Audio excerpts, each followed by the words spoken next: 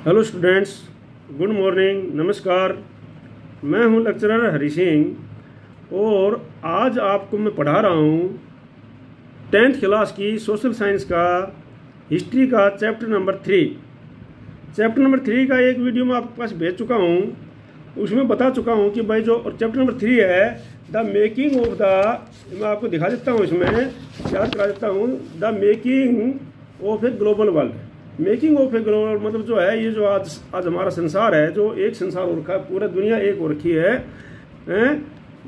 और हिंदी वालों के लिए जो है भूमंडलीकरण है। हिंदी वालों के लिए आज से मेरे पास हिंदी वालों का फ़ोन आया था कि सर आप जो है इंग्लिश मीडियम को पढ़ा रहे हो, हमको भी पढ़ाओ। तो मैं इसी के साथ साथ में आपको हिंदी में भी अच्छी तरह समझाते हुए चलूँगा ताकि आप जो है इंग्लिश और हिंदी दोनों के दोनों समझ लो। ठीक है बेटा।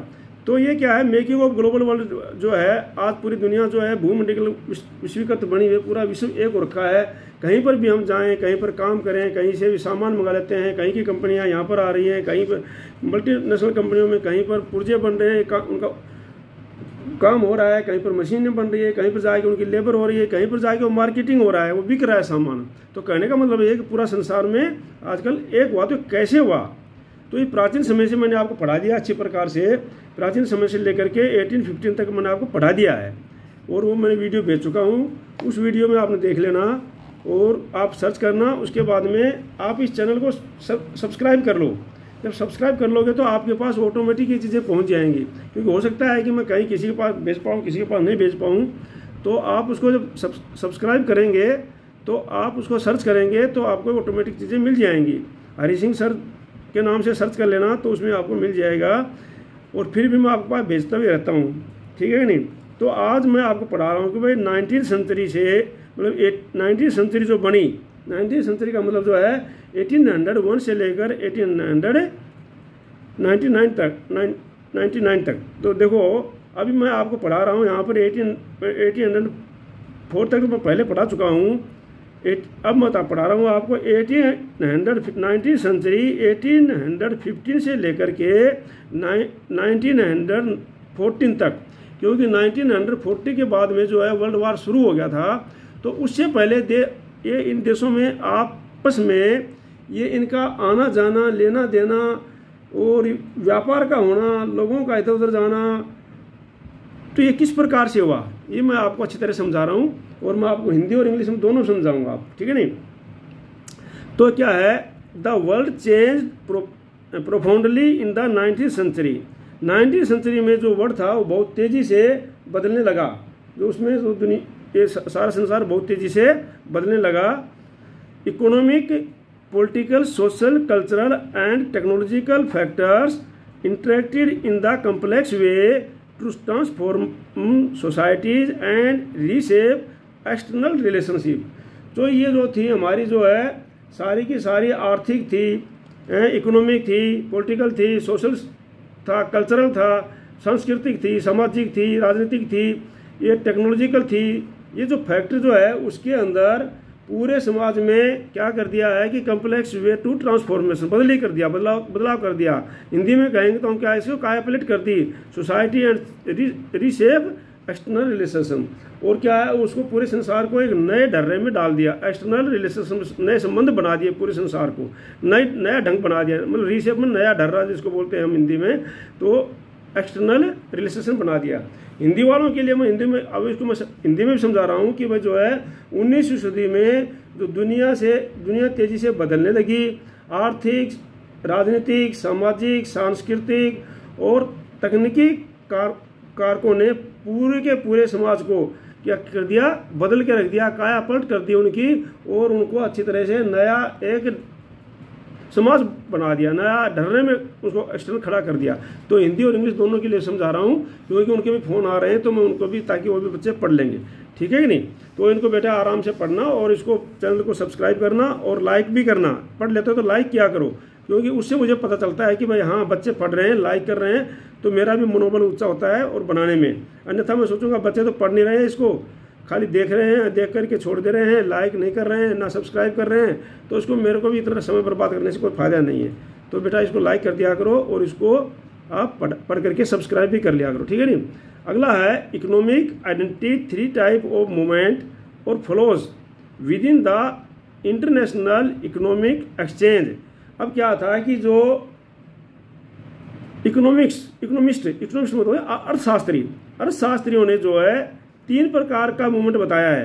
3 प्रकार का मूवमेंट मतलब क्या है, वहाँ पर जो लेना देना था उसको 3 प्रकार से, जो उस समय पूरे देशों में आपस में पूरे वर्ल्ड में मान लो एक दूसरे से जो लेना देना था उसको 3 प्रकार से बताया है। 3 प्रकार से उनका विनिमय बताया, उन्होंने गति बताई है, फ्लो बताया है उनको कैसे with in the international economic exchange. जो इकोनॉमिक एक्सचेंज अंतर्राष्ट्रीय लेवल पर जो आर्थिक को लेन देन था, इकोनॉमिक लेना देना था, उसको 3 प्रकार से बताया उन्होंने। कैसे बताया उन्होंने 3 प्रकार से? First is the flow of the trade which in 19th century referred largely to trade in goods, cloths और व्हीट। क्या है, सबसे पहले तो उन्होंने बताया कि पहला जो व्यापार था, पहला जो फ्लो मतलब प्रवाह, पहला जो व्यापार था वो किस चीज़ का था? फ्लो ऑफ ट्रेड मतलब ट्रेड का था, व्यापार का था। पहले सबसे पहले क्या हुआ, व्यापार शुरू हुआ। और व्यापार किस चीज़ का होता था? 19th सेंचुरी में व्यापार जो है, लोग एक दूसरे का व्यापार करते थे, एक देश से दूसरे देश में सबसे पहले ट्रेड करते थे। वो किसका? गुड्स का, वस्तुओं का, ठीक है नहीं। और वस्तुओं में क्या क्या आता था? जैसे क्लोथ और व्हीट, कपड़ा हो गया और व्हीट हो गया, गेहूं आदि, इनका व्यापार होता था। नंबर 1 पर तो सबसे पहले देश जो है एक दूसरे से इनका व्यापार करने लगे। अभी किस प्रकार से व्यापार क्या हो, ये सारा मैं आपको आगे पढ़ाऊंगा, आप अच्छी तरह से ध्यान देख लेना, ठीक है नहीं। और second is the flow of labour. दूसरा फ्लो किस चीज़ का था? लेबर, मजदूरों का, ठीक है ना।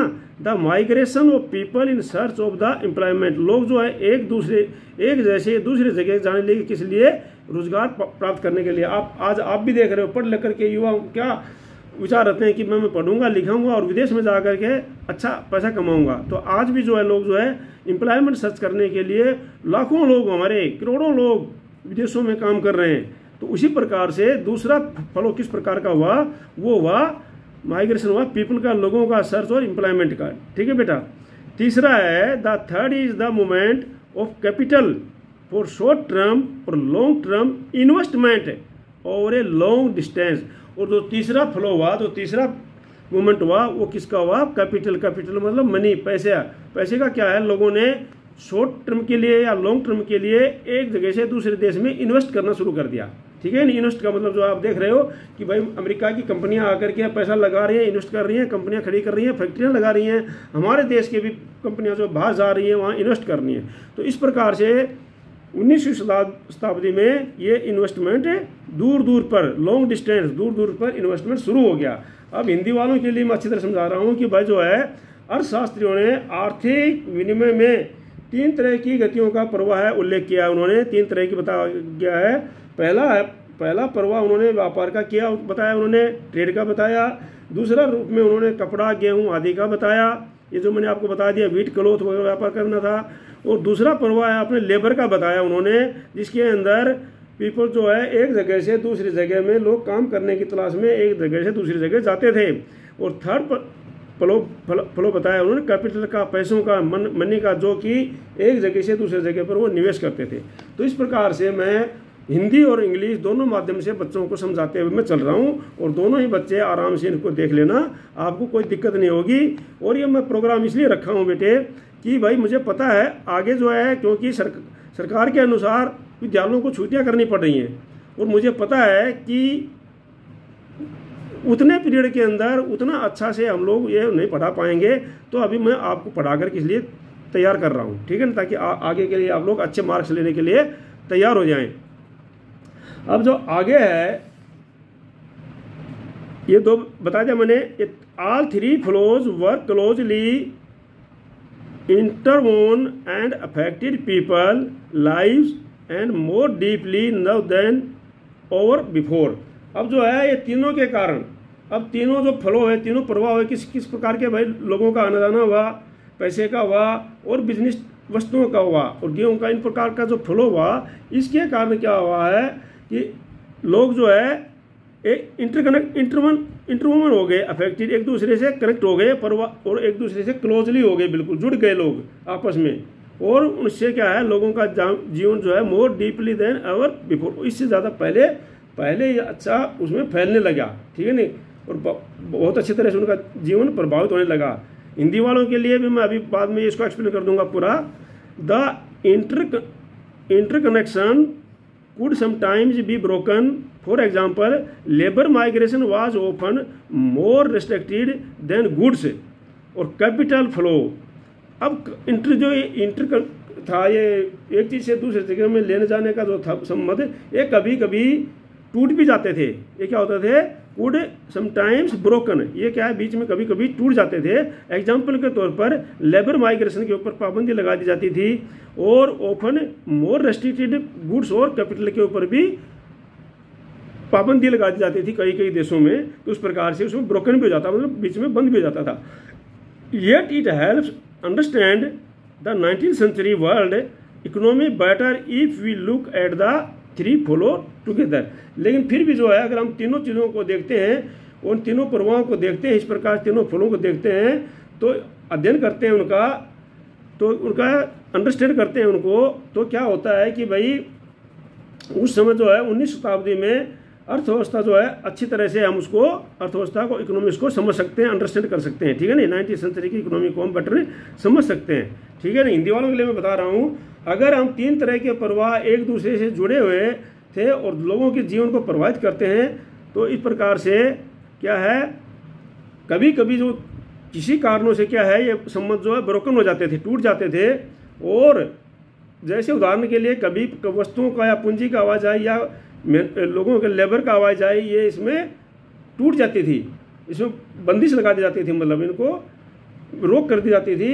तो फिर भी यदि हम इन तीनों प्रभावों को एक साथ अध्ययन करते हैं तो 19वीं शताब्दी की अर्थव्यवस्था को ज़्यादा अच्छी तरह हम समझ सकते हैं। हिंदी वालों के लिए भी, इंग्लिश वालों के लिए, दोनों के लिए मैं अच्छी तरह समझा रहा हूँ आपको। ठीक है बेटा? तो आराम से इसको दोनों कर लेना।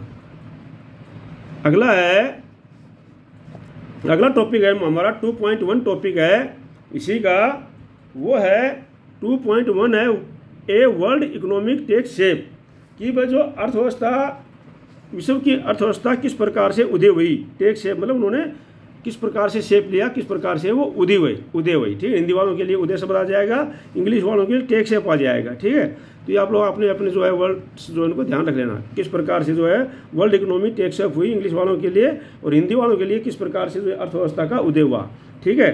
तो अब जो है, a good place to start is the changing pattern of good production and consumption in industrial Europe. अब क्या है, a good place to start the changing pattern of food production. जो फूड प्रोडक्शन का पैटर्न चेंजिंग था, बदला हुआ था, and composition in industrial Europe. ये क्या है, एक औद्योगिक यूरोप के उत्पादन के लिए बहुत ही, औद्योगिक यूरोप खाद्य उत्पादन के लिए उपभोग बदले में रुझानों पर विचार करने के लिए बहुत ही ढंग से हम समझेंगे उसको। ठीक है ना? चेंजिंग पैटर्न करेंगे, उसका चेंजिंग पैटर्न जो है उसको, फूड प्रोडक्शन को अच्छी तरह से हम इसमें समझेंगे।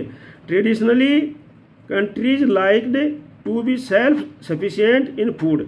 पारंपरिक रूप से जो है कंट्री क्या चाहती थी, देश क्या चाहते थे कि अपने आप भोजन में सेल्फ सफिशिएंट होना चाहते थे। सेल्फ सफिशिएंट का मतलब जो है भाई, लोगों के लिए जो खाद्य पदार्थ हैं, भोजन है, अनाज है, वो हम उगाएं वहीं पर।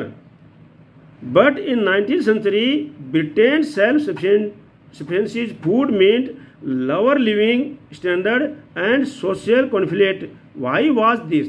लेकिन 19वीं शताब्दी में अगर ब्रिटेन ये चीज़ करता, सेल्फ सफिशिएंसी अपने लिए, कि भाई हम अपने देश के अंदर भोजन रखेंगे, दूसरे देश से हम भोजन को निर्यात नहीं करेंगे, खाद्य पदार्थों को, गेहूं को आदि को निर्यात नहीं करेंगे, हम अपने ऊपर डिपेंड रहेंगे, तो उसका प्रभाव क्या होता कि उनका लिविंग स्टैंडर्ड बहुत ही गिर जाता और सोशल में, बहुत समाज में बहुत ही मतभेद हो जाते।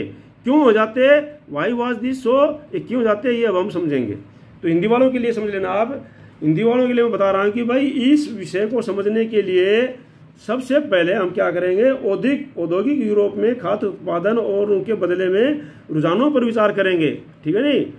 किस प्रकार से हुए और क्या करेंगे, फिर बेहतर होगा। सामान्य रूप से सभी देश को भोजन के मामले में क्या करते हैं, ट्रेडिशनली सामान्य रूप से सभी देश भोजन के मामले में क्या करते हैं, अपना सफिशिएंट होना चाहते हैं। But in 19th century Britain जो है, अगर ये ब्रिटेन आत्मनिर्भरता के रास्ते पर चलता, सेल्फ सफिशिएंट बनता, वो आत्मनिर्भरता, सेल्फ सफिशिएंट का मतलब है आत्मनिर्भरता के रास्ते पर चलता, तो क्या होता भाई, तो वहाँ के लोगों का जीवन स्तर बहुत ही नीचे गिर जाता, लिविंग स्टैंडर्ड जो था वो बहुत ही नीचे गिर जाता, और वहाँ पर क्या होता, समाज के अंदर जो है तनाव फैल जाता, कॉन्फ्लिक्ट फैल जाता, समाज के अंदर तनाव फैल जाता। और वाई वाज दिस शो, और ये क्यों होता, ये हम देखेंगे अभी आगे देखेंगे कि वाई वाज शो क्यों होता। समझ में आ गया आपको, हिंदी वालों को इंग्लिश वालों को भी। अब हम देखते हैं कि क्यों होता इस प्रकार से ब्रिटेन के अंदर वहाँ का लिविंग स्टैंडर्ड क्यों होता। तो बोलता है peoples growth from the late 18th century had interacted the demand for good grain in Britain. अब क्या है कि 18वीं सदी में के आखिर तक ब्रिटेन के अंदर जो आबादी जो है क्या हो गई, तेजी से बढ़ने लग गई। 18th सेंचुरी जो है पॉपुलेशन बहुत जो है ग्रोथ करने लग गई, बढ़ने लगी। 18th सेंचुरी में इंक्रीज हो गई the demand for good grain Britain, और वहाँ पर जो है ब्रिटेन के अंदर जो है तेजी से जो है भोजन की भी मांग बढ़ने लग गई। अब क्या होगा, जब जनसंख्या बढ़ेगी आपको पता ही है, तो भोजन की भी मांग बढ़ेगी।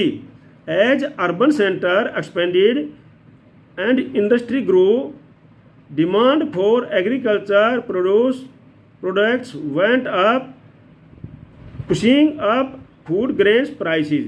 अब क्या हुआ कि भी अर्बन सेंटर एक्सपेंडेड करने लगे, मतलब जो है वहाँ पर जो अर्बन मतलब ये था अपने शहरी क्षेत्रों में जो है वहाँ पर फैलने लगे, बढ़ने लग गए, शहरी क्षेत्र बढ़ने लग गए। और उसके बाद क्या होता है, इंडस्ट्री ग्रोथ होने लग गई, औद्योगिक क्षेत्र जो है ग्रो होने लगे। The demand for agriculture product went up, और जो एग्रीकल्चर के जो डिमांड थी उसकी जो प्रोडक्शन की डिमांड थी वो बहुत ही ऊपर चली गई, बहुत बढ़ने लग गई, क्योंकि जनसंख्या बढ़ गई।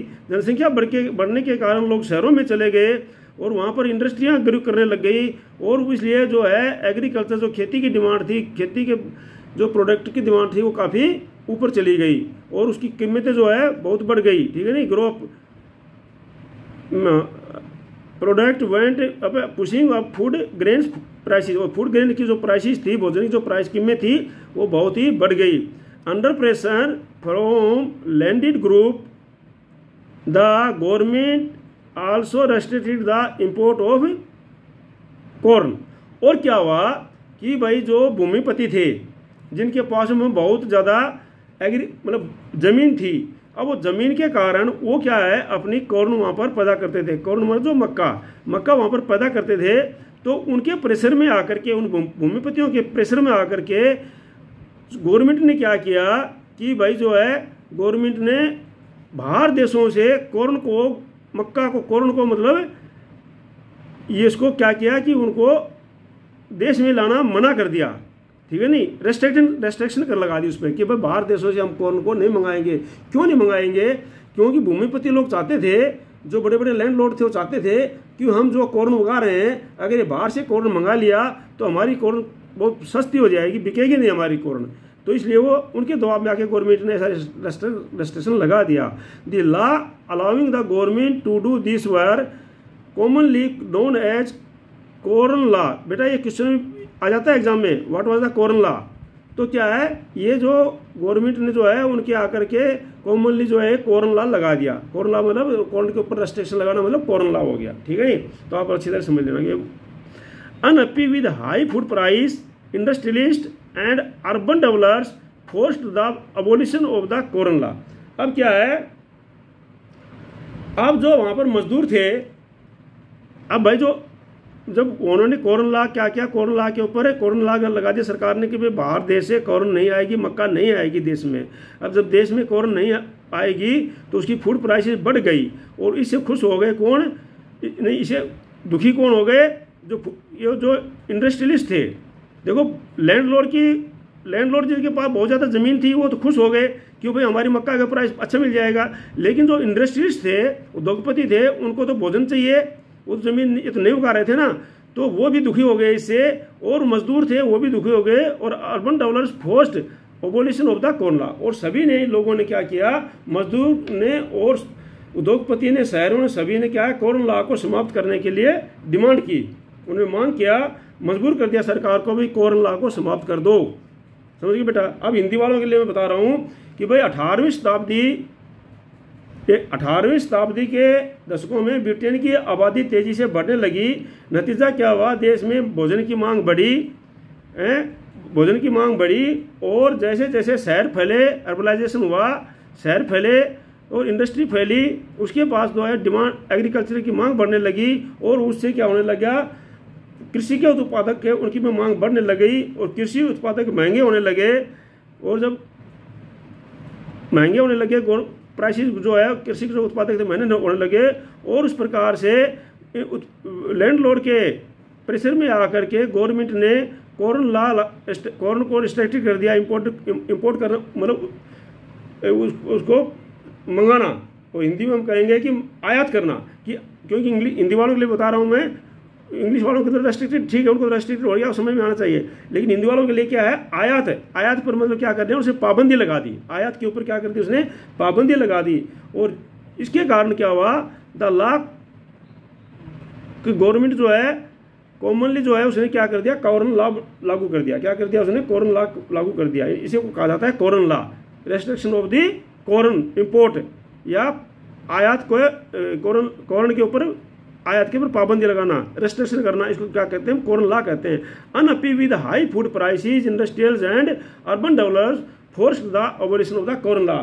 और इस प्रकार से हिंदी वालों को बता रहा हूँ कि उद्योगपतियों और शहरी निवासियों ने सरकार को मजबूर कर दिया कि भाई इस कॉर्न लॉ को अबॉलिशन मतलब फौरन समाप्त कर दो। इंग्लिश वालों के लिए आ जाएगा अबॉलिशन और हिंदी वालों के लिए आ जाएगा समाप्त करना। ठीक है बेटा, तो ये जो है आप याद करना। अब जो है आगे पढ़ा रहा हूं मैं कि अब जो है जब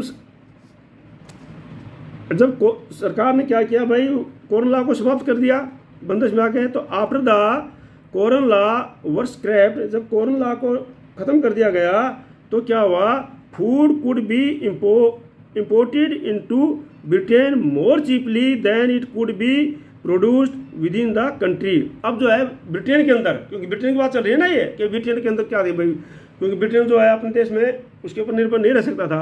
अब क्या हुआ कि जब उसने इस कानून को ख़त्म कर दिया कि भाई कॉर्न लॉ को ख़त्म कर दिया, तो क्या हुआ कि बाहर से जो भोजन जो है आराम से अभी ब्रिटेन के अंदर सस्ते सस्ते दामों में आने लगा, बाहर से कंट्री के अंदर, बाहर की कंट्रियों से आयात होने लगा सस्ते सस्ते दामों में। क्योंकि जब देश के अंदर भोजन कम था, मांग ज़्यादा थी, तो कीमत जो है बढ़ रही थी, तो सस्ते सस्ते दामों में क्या हो गया, वो आने लग गया। और जब आने लग गया तो British agriculture was unable to compete with imports. अब जो ब्रिटिश के जो कृषि वाले थे, ब्रिटिश के जो लैंडलॉर्ड जो कृषि कर रहे थे, अब वो इसका अनेबल हो गए कम्पीट करने के लिए, इसकी तुलना करने के लिए अनेबल हो गए, क्योंकि वहाँ से बहुत सस्ता अनाज आने लगा। अब बहुत सस्ता अनाज आने लगा तो ये तुलना कैसे करेंगे, इनका अनाज बिका ही नहीं, बिल्कुल कैसे बिकेगा भाई, ठीक है नहीं। तो vast area of land were now felt uncultivated. अब क्या हो गया कि भाई जो है जब सस्ता हो गया और उसको तो जो एक बहुत जो उसके अंदर क्या होने लग गया कि जो वास्ट एरिया था, vast area of land were now left uncultivated. अब उन्होंने खेती करना बंद कर दिया तो बहुत से एरिया जो है अनकल्टिवेटेड रहने लग गया।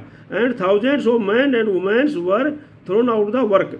और जो हजारों जो लोग थे वो क्या हो गए, बेरोजगार हो गए। क्यों बेरोजगार हो गए, क्योंकि बाहर से जो है अनाज आने लग गया उनके पास में। जब बाहर से अनाज आने लग गया तो इनको जो है अनाज पैदा करने में कोई फायदा नहीं था, क्योंकि उस पर खर्चा ज़्यादा आ रहा था और सस्ता बिक रहा था। तो बहुत से लोगों ने क्या कर दिया, उसको खेती करना छोड़ दिया। जो जब खेती करना छोड़ दिया तो हजारों लोग जो है वुमेन और वुमेन जो है क्या हो गए, उनका काम चला गया और वो बेरोजगार हो गए। They flowed to the cities and migrated overseas. अब वो गाँव से क्या हो गया, सिटी की तरफ जाने लग गया। अब मैं आपको इसको सिंपल भाषा में समझा रहा हूँ और हिंदी वालों के लिए भी समझा रहा हूँ कि भाई कॉर्न लॉ के ख़त्म होने के कारण, कॉर्न लॉ के स्क्रैप्ड होने के कारण, ख़त्म होने के कारण बहुत कम कीमत पर खाद्य पदार्थों का आना जाना शुरू हो गया।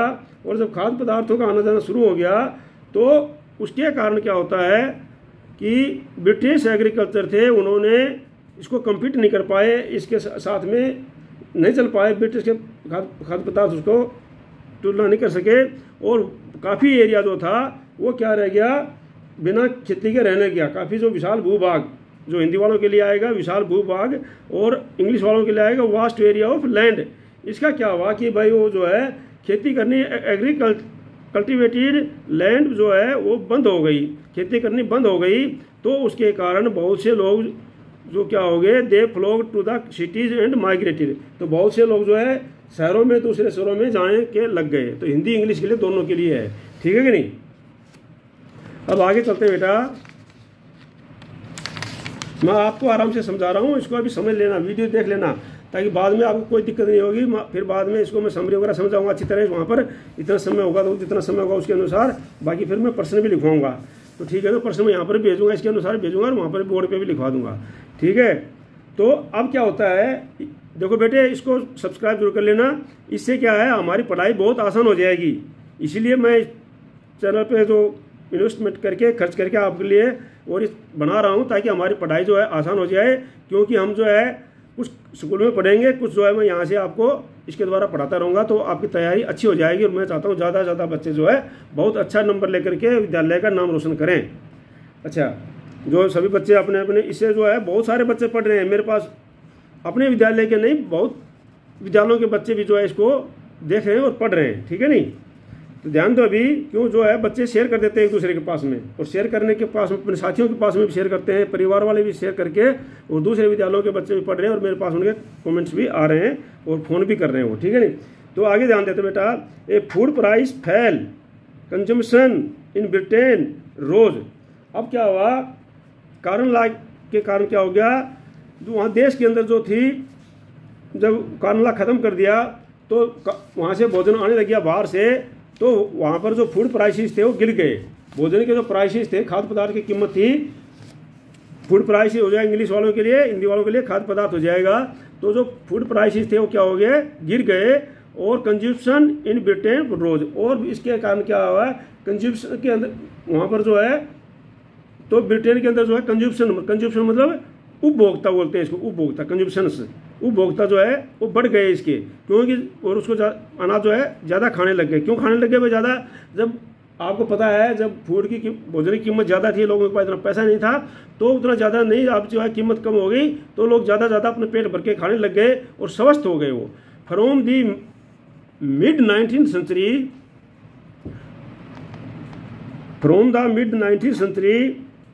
faster industrial growth in Britain also led to higher income and therefore more food imports। अब जो है मिड 19th सेंचुरी में ब्रिटेन के अंदर जो है इंडस्ट्रियल ग्रोथ बहुत ज़्यादा बढ़ गई, और बढ़ने के कारण क्या हुआ, वहाँ पर इनकम भी बढ़ गई, काफ़ी इनकम बढ़ गई, और जब इनकम बढ़ गई तो फूड को इम्पोर्ट्स भी बढ़ गया, जो खाद्य पदार्थों का इंपोर्ट भी बढ़ गया, ठीक है ना। हिंदी वालों के लिए मैं फिर समझा दूंगा, अभी आप इंग्लिश वाले समझ लो, पैराग्राफ खत्म होने के बाद हिंदी वालों को समझा दूंगा। Around the world in eastern Europe, Russia, America and Austria, lands were cleared and food production expanded to meet the Britain demand. अब क्या हुआ कि भाई ब्रिटेन के अंदर जब मांग बढ़ी, किसकी मांग बढ़ी, खाद्य पदार्थों की मांग बढ़ी, फूड प्रोडक्शन की मांग बढ़ी, फूड आइटमों की मांग बढ़ी, तो अब देखा कि भाई जो है ब्रिटेन में फूड आइटम की बहुत मांग है, तो उसको भेजने के लिए क्यों भेजेंगे, क्योंकि व्यापार करेंगे तो पैसे आएंगे, तो उसकी मांग को पूरा करने के लिए रशिया, अमेरिका एंड ऑस्ट्रिया में क्या हुआ, लैंड वर क्लियर, जो लैंड थी, भूमि थी, वो क्या गई, क्लियर की गई, ठीक है नहीं, लैंड बहुत उसकी क्लियर की गई, and food production expanded to meet the British, ताकि जो है ब्रिटेन की जो है उनको आवश्यकता को, फूड प्रोडक्शन को बढ़ाया जा सके। अब हिंदी वालों के लिए मैं हिंदी में समझा देता हूँ बेटा, कि जब खाद्य पदार्थों की कीमतें में गिरावट आई, तो ब्रिटेन में उपभोक्ताओं का स्तर बढ़ गया, वहाँ पर उसको इस्तेमाल करने वाले बढ़ गए, कंज्यूमशन इंग्लिश में और उपभोक्ता हिंदी में, तो उनका स्तर बढ़ गया, और उनके ब्रिटेन की औद्योगिक प्रगति काफ़ी तेज हो गई, और औद्योगिक प्रगति काफ़ी तेज होने के कारण खाद्य पदार्थों का आयात भी बहुत ही तेज हो गया, ठीक है नहीं। और इसके कारण जब आयात काफ़ी तेज होने लगा, तो पूर्वी यूरोप, क्या है, इन ईस्टर्न यूरोप मतलब पूर्वी यूरोप, रशिया मतलब रूस, अमेरिका और ऑस्ट्रेलिया, दुनिया के हर हिस्से में ब्रिटेन को ब्रिटेन की कमी को उसको पूरा करने के लिए, फूड प्रोडक्शन को पूरा करने के लिए, और उसके लिए क्या करने लगे, वो ज़मीनों को क्लियर करने लगे। जहाँ पर जंगल थे, लैंड वर क्लियर्ड, जहाँ पर जंगल थे उनको क्लियर करने लगा और उसके अंदर खेती की जाने लगी, और उसके अंदर क्या करने जाने लगी, खेती की जाने लगी। अब मैं सिंपल भाषा में बता रहा हूँ कि जब ब्रिटेन के अंदर औद्योगिक क्रांति आई, वहाँ पर उद्योग बढ़े, उद्योग बढ़ने के कारण जो है फूड खाद्य पदार्थों की कीमत मांग बढ़ी, मांग बढ़ने के कारण जो है उनको जो है उसकी डिमांड बढ़ी, और उसके कारण जो है पूरी हिस्से में जो यूरोप के हिस्सों में रूस, अमेरिका और ऑस्ट्रेलिया ने इसकी मांग को पूरा करने के लिए अपने अपने क्षेत्र में जो ज़मीन थी, जो वन थे, जहाँ पर उनको क्लियर करके खेती करने लग गए। ठीक है ना, स्पष्ट हो गया इसका। अब आगे देखो बेटा, आगे है भाई कि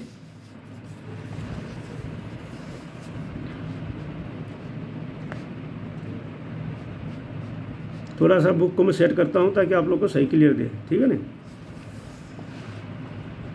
मैं इसलिए एनसीईआरटी बुक से पढ़ा रहा हूँ ताकि आप लोग को अच्छी समझ में आ जाए। वैसे पीपीटी बनाकर समझने में कोई फायदा नहीं है इसमें, इसलिए समझा रहा हूँ, अच्छे से समझ लिया करो। It was not enough merely to clear land for agriculture. तो क्या है, खेती के लिए ज़मीन को जो है साफ कर देना ही काफ़ी नहीं था। It was not merely to clear, साफ कर देना, लैंड को साफ क्लियर कर देना काफ़ी नहीं था। इट वॉज नॉट इनफ, ये काफ़ी नहीं था कि merely to clear land for agriculture, की एग्रीकल्चर के ज़मीन को काफ़ी करना क्लियर नहीं था, क्योंकि railway were needed to link the agriculture region to the port. अब क्या था कि भाई जो है फूड तो सिर्फ खेती तो कर ली, लेकिन खेती कर ली, अनाज पैदा कर लिया, लेकिन अब उसको भाई मान लो रूस से या अमेरिका से अगर वहाँ पर भेजना है, कहाँ पर भेजना है, ब्रिटेन में भेजना है, तो सबसे पहले हम क्या करेंगे, जहाँ से ज़मीन के ऊपर पोर्ट तक, मतलब समुद्री तट तक जो है क्या करेंगे, जिस प्रकार से जो है मान लो ये है, ये एरिया है, तो भाई जो मान लो यहाँ पर कोई अनाज पैदा कर रहा है, तो वो जो समुद्र के तट पर जहाँ तक लेकर जाएगा उसको, तो वहाँ तक क्या जरूरत पड़ेगी, उसको रेलवे की जरूरत पड़ेगी। किस चीज़ की जरूरत पड़ेगी, रेलवे की। तो एग्रीकल्चर को जो है समुद्र के वो ज़मीन के ऊपर ले जाने के लिए, समुद्र तट पर ले जाने के लिए, शिप तक ले जाने के लिए क्या किस चीज़ की जरूरत पड़ेगी, वो जो है रेलवे की जरूरत पड़ेगी। और उनको जोड़ने के लिए बंदरगाहों से जो पोर्ट्स मतलब बंदरगाहों को जोड़ने के लिए रेलवे की जरूरत पड़ेगी। ठीक है ना। तो new harbours had to be built and old ones expanded to ship the new cargoes. अब जो है वहाँ पर जब उसकी ज़्यादा डिमांड बढ़ गई तो क्या करने लगे, नए इलाके में जो है new harbours had to be built, जो नए इलाके जो बंदरगाहें थी उनको उनका एरिया को ज़्यादा बढ़ाने लगे। ठीक है नहीं। एंड ओल्ड वंस एक्सपेंडेड, नए जो बंदरगाहें खोलने लगे, और जो पुराने थे उनको क्या है एक्सपेंड करने लगे, उनको बढ़ाने लग गए। पुराने थे उनको एक्सपेंड करने लगे नई शिप ले जाने के लिए। People had to settle on the land to bring them under cultivation. और जो लोग जो थे, वो जो आदमी थे उत्पादन में, जो people had to settle on the land bring them under cultivation. और लोगों को जो है कल्टीवेशन करने के लिए वहाँ पर सेटल किया जाने लगा, क्योंकि वहाँ पर जो कल्टीवेशन करने के लिए लोगों की भी जरूरत पड़ती है ना, क्योंकि बिना व्यक्तियों के वहाँ पर व्यक्तियों कम पड़ गई खेती करने के लिए, तो लोगों को भी वहाँ पर लाया जाने लगा। This meant building homes and settlement. और इस प्रकार से जो है भवन बनाए गए और वहाँ पर उनको सेटल किया गया खेती के लिए, लोगों को ला करके। ठीक है नहीं। तो all these activities in turn required capital and labour. और ये जो सारी की सारी एक्टिविटी के लिए किस चीज़ की जरूरत पड़ी भाई, नए पोर्ट बनाए गए, नई बंदरगाहें बनाई गई, पुरानी बंदरगाहों को एक्सपेंड किया गया, रेलवे लाइन बिछाई गई। अब इनके लिए किस चीज़ की जरूरत थी, इन चीज़ों के लिए जरूरत थी हमारे को कैपिटल एंड लेबर की। कैपिटल मतलब पैसों की, धन की, और लेबर मतलब मजदूरों की, उनकी जरूरत थी हमको। Capital flows from financial centre such as London. अब कैपिटल कहाँ से आया, पैसा कहाँ से आया, जहाँ पर बहुत धनी देश थे, जैसे प्रकार से लंदन, वहाँ से उस प्रकार से पैसा वहाँ पर आया। The demand for labour in places where labour was in short supply as America and Australia led to more migration. और वहाँ पर डिमांड, जहाँ पर लेबर की बहुत सप्लाई थी, जैसे अमेरिका और ऑस्ट्रिया में, वहाँ पर जो है लेबर को सेटल किया गया। तो इस प्रकार से जो है ये आपको बताया। अब मैं हिंदी वालों के लिए समझा रहा हूँ, तो हिंदी वाले समझ लेना भाई। इस खेती के लिए ज़मीन को साफ कर देना क्या है, इट वॉज नॉट इन, मतलब खेती के लिए ज़मीन को साफ कर देना काफ़ी नहीं था, बल्कि क्या है उन खेती के लिए एग्रीकल्चर और पोर्ट को जोड़ने के लिए क्या जरूरत पड़ती थी, बंदरगाह जोड़ने के लिए रेलवे की ज़रूरत थी, और ज़्यादा एंड न्यू हार्बर सेट बनाए, ज़्यादा तादाद में माल को ढोने के लिए नए नए जो है बंदरगाहें बनाई गई उस पर, और नए नए जो है वहाँ पर पुरानों को क्या कर दिया गया, एक्सपेंड किया गया, पुराने जो थे उनको एक्सपेंड किया गया। People had to settle on the lands to bring them under cultivation, और जो है लोग वहाँ पर लोगों को जाके बसाया गया, वहाँ पर एक दूसरे जाने के लिए, और वहाँ पर के लिए क्या किया गया, सेटल किया गया, और वहाँ पर घर बनाए गए। और इस सब को बनाने के लिए किस चीज़ की रिक्वायरमेंट थी, मजदूर लेबर, श्रम लेबर और कैपिटल की, श्रम और पूंजी की आवश्यकता थी। हिंदी वालों के लिए श्रम और पूंजी की आवश्यकता थी। और क्या हुआ था कि भाई इसके पूरी करने के लिए लंदन जैसे वित्तीय केंद्रों से इसको पूरा किया गया, और उसके बाद जो है अमेरिका और ऑस्ट्रिया जैसे जिन स्थानों पर मजदूरों की कमी थी, शॉर्ट सप्लाई थी, वहाँ पर जो है मजदूरों को ला करके बसाया गया। ठीक है, समझ में आ गया हिंदी और इंग्लिश वालों के लिए। अब अगला जो पैराग्राफ है उसमें है nearly 50 million peoples migrated from Europe to America and Australia in the 19th century. अब 19th सेंचुरी में जो है नियर अबाउट 50 मिलियन जो लोग थे, वो जो है 50 मिलियन का मतलब लोग है लगभग 5 करोड़, ठीक है नहीं, लगभग 5 करोड़ लोग, अपने बता रहा हूँ मैं, 50 मिलियन मतलब लगभग 5 करोड़ लोग जो है वो क्या किया, उन्होंने माइग्रेटेड किया। कहाँ से, यूरोप से लेकर के अमेरिका तक गए, वो यूरोप से अमेरिका में गए और ऑस्ट्रेलिया में गए 19th सेंचुरी के अंदर। All over the world some 150 million are estimated to have left their homes crossed ocean. देखो मैं ऊपर से फिर ले लेता हूँ, दिखाई नहीं दिया होगा आपको, बुक को सेट नहीं थी। Nearly 50 million peoples immigrated from Europe to America and Australia in the 19th century. 19th century में लोग लगभग जो है, हाँ अभी भी आपको, हाँ अभी जो है आपको सही दिखाई दे रहा होगा, अभी तक क्योंकि बुक जो है नीचे थी, तो मैं बता रहा हूँ आपको, nearly 50 million peoples migrated from Europe to America and Australia in the 19th century. 19th century में लोग है लगभग जो 50 मिलियन जो लोग थे, मतलब जो 5 करोड़ लोग, ये जो है कहाँ गए, माइग्रेट होकर के गए वहाँ से यूरोप से अमेरिका में। All over the world some 150 million, और पूरे के पूरे संसार दुनिया में लगभग जो है 15 करोड़ लोग, 150 मिलियन देखो 15 करोड़ लोग are estimated to have left their homes crossed ocean, और समुद्र को पार किया, उन्होंने अपना घर छोड़ा, मकान छोड़ा, and vast distance over land to search for a better future. अपने बेटर फ्यूचर के लिए वो कहाँ पर गए, अपने जगह छोड़ करके, गांव छोड़ करके दूसरी जगह में गए, इतने प्रकार के लोग, ठीक है नहीं। तो इस प्रकार से मैं आपको ये समझा रहा हूँ। अब मैं हिंदी वालों के लिए समझा रहा हूँ सिंपल भाषा में कि भाई 19वीं सदी में यूरोप के लगभग 5 करोड़ लोग अमेरिका और ऑस्ट्रेलिया में जाकर के बस गए, और माना जाता है कि दुनिया में लगभग 15 करोड़ लोग बेहतर भविष्य की चाह में अपने घर बार छोड़ करके दूर दूर देशों में जाकर के बसने लग गए। तो ये हिंदी और इंग्लिश वालों के लिए, दोनों के लिए है। और ये जो आप में चित्र दिखाई दे रहा है, देखो ये जो है इमिग्रेंट शिप, एक शिप है जो लोगों को लेके जा रही है, लिविंग फॉर द यूएस के लोग छोड़ के जा रहे हैं। ये जो है MW 1869 की बात है, ठीक है नहीं। और दूसरा चित्र है ये, इसमें देखो आप, ये जो है Irish immigrant waiting to board the ship by Michael फिजालैंड 1874 की है, जब जो है लोग अपने अपने घरों से छोड़ करके दूसरे देश में समुद्र पार करके जाने के लिए शिप का इंतजार कर रहे हैं कि कब शिप आएगी और कब जो है हम लोग शिप के अंदर बैठेंगे। तो इस प्रकार से लोग वहाँ पर माइग्रेट हुए थे। अब आता है, मैं आपको समझा रहा हूँ बेटा आगे, कि भाई ये है by the 1819 a global agriculture economy है taken shape accompanied by complex change in labor movement patterns, capital flow, econologies and technology। अब क्या है, लगभग जो है 1890 की जो है एक पूरे देश में ग्लोबल मतलब हिंदी में होता है वैश्विक कारण, आप वैश्विक जो ग्लोबल का मतलब जो वैश्विक हिंदी में वैश्विक एग्रीकल्चर इकोनॉमी जो है वो क्या हो गई, बिल्कुल जो है टेकन शेप, मतलब जो है सामने आ चुकी थी, वो बिल्कुल ग्लोबल जो इकोनॉमिक शेप थी वो सामने आ चुकी थी कब, 1890 के दशक तक, ठीक है नहीं।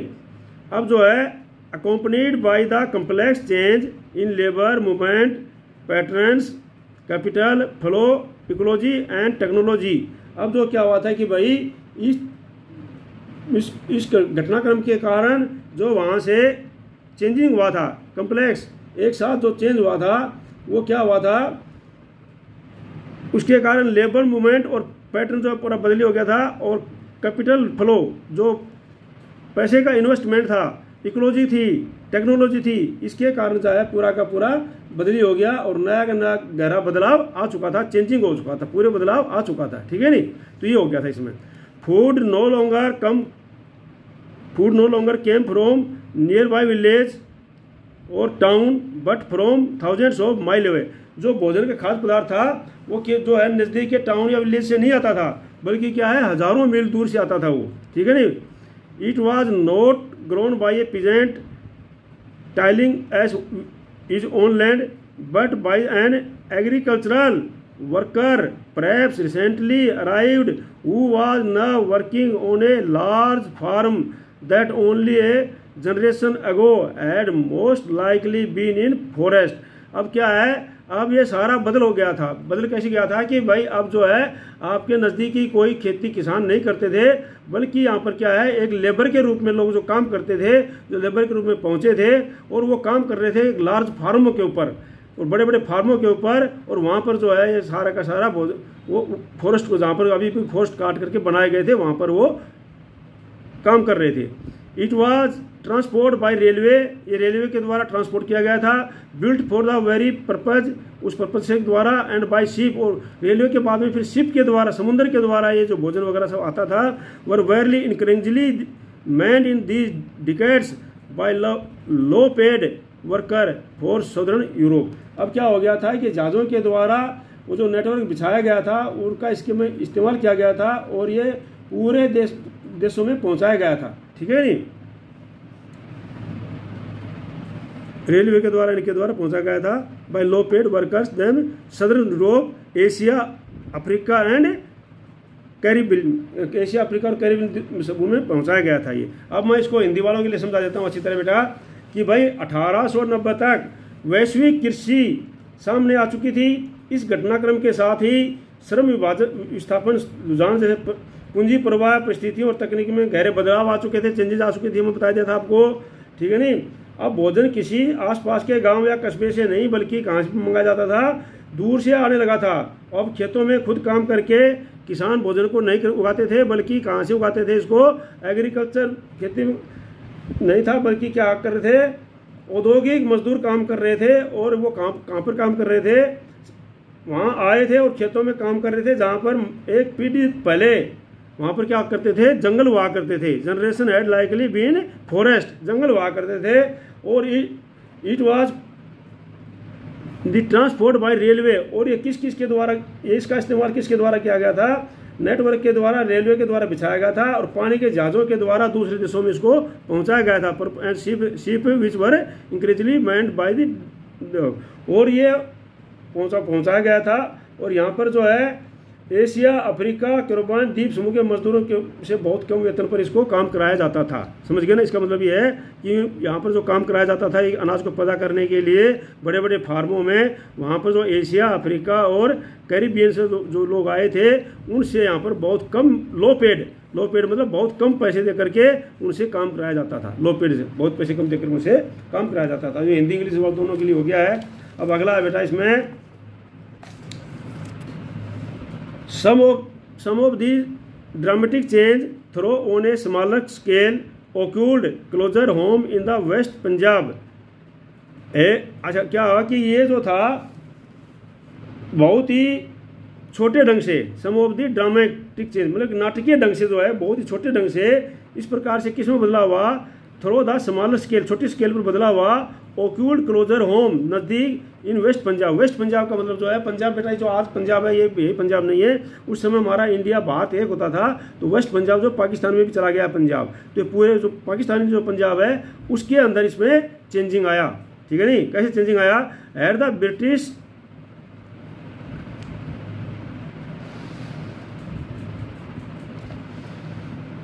अच्छा आपको दिखाई नहीं दिया बेटा, तो मैं दोबारा आपको पढ़ा रहा हूँ क्योंकि बुक जो है नीचे थी तो इसलिए आपको दिखाई नहीं दिया, ऊपर मैं समझ रहा हूँ आपकी समस्या। तो क्या है, मैं थोड़ा इसको सेट कर लेता हूँ क्योंकि जो स्क्रीन है फ़ोन का वो छोटा है और बुक का जो है साइज़ बड़ा है, तो ये इसको सेट करनी पड़ती है। अब मैं दोबारा आपको समझा रहा हूँ इसको, ठीक है नहीं। क्या है भाई, some of these dramatic change though on smaller scale occurred closer home in west Punjab. अब क्या है, छोटे पैमाने पर जो सही नाटकीय ढंग से क्या बदला हुआ है कि पंजाब में इसको हम देख सकते हैं। At the British Indian government built a network of irrigation canal to transform semi desert wastes into fertile agriculture land that could grow wheat and corn for export। अब क्या है, जो ब्रिटिश सरकार थी, क्योंकि उस समय हमारे पास जो है ब्रिटिश सरकार थी बेटा, तो ब्रिटिश सरकार ने क्या किया कि जो कैनालों का पंजाब के अंदर, वेस्ट पंजाब के अंदर जो पाकिस्तान में चला गया है, वहाँ पर इरिगेशन सिंचाई के लिए नहरों का नेटवर्क बिछा दिया उन्होंने। और वहाँ पर जो सेमी डेजर्ट थे उनके अंदर भी खेती करने लगे वहाँ पर, किस लिए, ताकि ज़्यादा ज़्यादा वीट और कॉटन उगाया जा सके और उसका एक्सपोर्ट किया जा सके। समझ गए ना बेटा। अब जो the canal colonies as the area irrigated by the new canals were settled by the peasant from other part of Punjab. अब क्या है, कैनाल कॉलोनीज बसाई गई और वहाँ पर सिंचाई के लिए नए नए irrigation bye the new canals बिछाई गई वहाँ पर, और जिनको कहते हैं कैनाल कॉलोनीज कहते हैं, और वो शटल वाइज पीस और किसानों के द्वारा शटल किया गया और पूरे पंजाब के क्षेत्र के अंदर। अब मैं इसको हिंदी वालों के लिए समझा रहा हूँ कि भाई जो है कि बहुत छोटे पैमाने पर ही, लेकिन इसी तरह के नाटकीय बदलाव के कारण इसको हम पंजाब में दे सकते हैं, जहाँ ब्रिटिश भारतीय सरकार ने क्या है, अर्ध रेगिस्तान इसको बोलते हैं हम, अर्ध रेगिस्तान जो इसको सेमी डेजर्ट को अर्ध रेगिस्तान के ऊपर जो है उन्होंने क्या किया, ज़मीनों को उपजाऊ करने के लिए नहरों का जाल बिछाया, ताकि गेहूं निर्यात के लिए हम क्या कर सकें, गेहूं उगा सकें और कॉटन उगा सकें, कॉटन एंड वीट जो है उगा सकें। और कैनाल जो है उसका नई नई नहरों में सिंचाई वाले इलाकों में पंजाब के अन्य स्थानों पर लोगों को लाकर बसाया गया, वहाँ पर पंजाब के अन्य स्थानों पर शटल किए गए, वर शटल्ड पीजेंट्स किसानों को बसाया गया, और ताकि उनकी कॉलोनियाँ बसा सके और उनकी बस्ती को नहरी बस्ती कहा गया। क्या कॉल्ड किया गया उनको, नहरी कनाल वर कॉल्ड नहरी बस्ती, ठीक है, बताया गया। तो इस प्रकार से उनको बसाया गया नहरी बस्तियों में, ठीक है, ये पंजाब के अंदर। अगला बेटा, of course food in merely an example. तो भोजन तो सिर्फ जो क्या है, एक उदाहरण है, ये तो एक उदाहरण मात्र है। A similar story can be told for cotton. और इसी प्रकार से कॉटन की भी यही कहानी है, ठीक है ना, कॉटन की भी जो है यही कहानी है। The cultivation of which expanded world wide to feed British textile mill, जो कि ब्रिटिश टेक्सटाइल मिल को पूरा करने के लिए उनके अंदर पूरे संसार के अंदर इसको एक्सपेंड किया गया।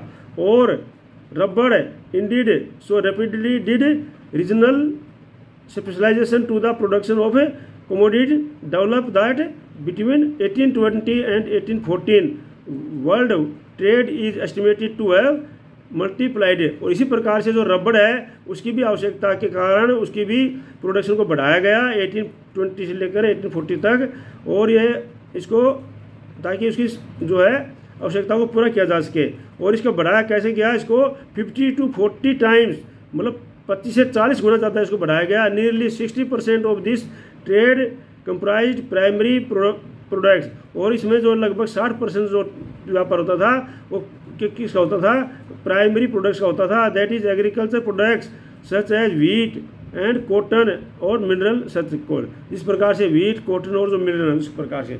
अब हिंदी वालों के लिए मैं बता रहा हूँ कि वह जो है वास्तव में भोजन का निर्यात तो क्या है, एक उदाहरण मात्र है। कुछ ऐसी कहानी कपास की भी है जिसकी दुनिया भर में बड़े पैमाने पर खेती की जाने लगी थी, ताकि क्या है ब्रिटिश का कपड़ा मिलों को मांग को पूरा किया जा सके। और रबड़ की कहानी भी इसी प्रकार से है, जो रबड़ है इसकी कहानी भी इसी प्रकार से है कि इनके विभिन्न चीज़ों को उत्पादन के लिए विभिन्न इलाकों में इनकी महारत हासिल कर ली गई।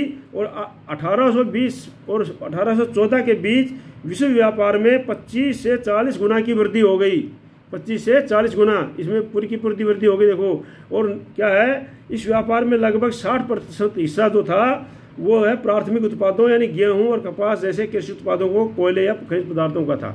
तो इसलिए हिंदी और इंग्लिश वालों के लिए दोनों के लिए मैंने ये अच्छी तरह समझा दिया है इसको।